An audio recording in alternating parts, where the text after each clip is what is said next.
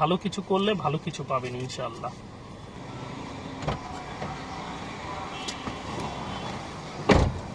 আসসালামু আলাইকুম, আমি আলামিন রনি আসছি আপনাদের মাঝে রমজান মাস জাকাত নিয়ে কিছু কথা বলতে। ভাই এখন দেখি মানুষ জাকাত দেয় হচ্ছে লুঙ্গি, গামছা, শাড়ি। ভাই এগুলো দিতে আপনার কে কইছে ভাই? ভাই তার দরকার টাকা, ভাই সে টাকা পাবে, তার যেই খাতে দরকার সেই খাতে সে ওইটাকে ব্যবহার করবে। আপনি যে টাকা দিয়ে দিচ্ছেন তার তো এই লুঙ্গি দিয়ে দিচ্ছেন, শাড়ি দিয়ে দিচ্ছেন, তাও জাকাতের লুঙ্গি। ভাই বুঝলাম না তো, জাকাতের লুঙ্গি বলতে আবার কি আছে? এগুলো বাদ দেন ভাই, আল্লাহর হস্তে অর্থ দেন, নাহলে এমন একটা মানে কর্মক্ষম অবস্থা করে দেন, একটা অটো কিনা দেন, একটা ব্যবসা বাণিজ্য ধরাই দেন। আপনার যতটুকু 10 জন রে, 20 জন রে, 100, 200, 500 জন রে আপনার জাকাত দেওয়ার দরকার নাই তো।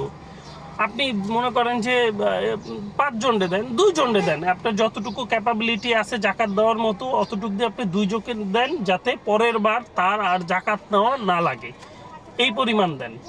ঠিক আছে, তারা এমন একটা কিছু করে দেন, একটা অটো রিক্সা বানাই দেন, সে যাতে সারা বছর ওইটারে চালায় দালায় সে তার সংসার চালাইতে পারে, মানুষের কাছে হাত না পাততে হয়। আপনি তারা একটা 1000 টাকা দামের লুঙ্গি দিলেন, সে পুরাই কি করবো? 10 জনরে দিলেন 1000 করে, 10,000। 100 জনরে দিলেন 1000 করে, মনে করেন 1 লাখ। 1 লাখ টাকা দিয়ে আপনি একটা অটো রিক্সা কিনা দেন, একটা রিক্সা কিনা দেন, একটা মুদি দোকান দিয়ে দেন ছোট্ট করে, সেটা দিয়েই চলুক না ভাই।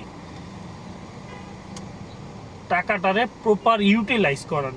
খালি ব্যবসায়িক ওই যে টাকা পয়সা দিয়া শাড়ি লুঙ্গি কিনা এটি দিয়া এলাকার নাম পুরায় লাভ নাই ভাই। পরকাল আছে, চিন্তা করেন। আপনি কিছু করবেন, এর ফলাফল নিশ্চয়ই আল্লাহ তাআলা দিবে। ভালো কিছু করলে ভালো কিছু পাবেন ইনশাআল্লাহ।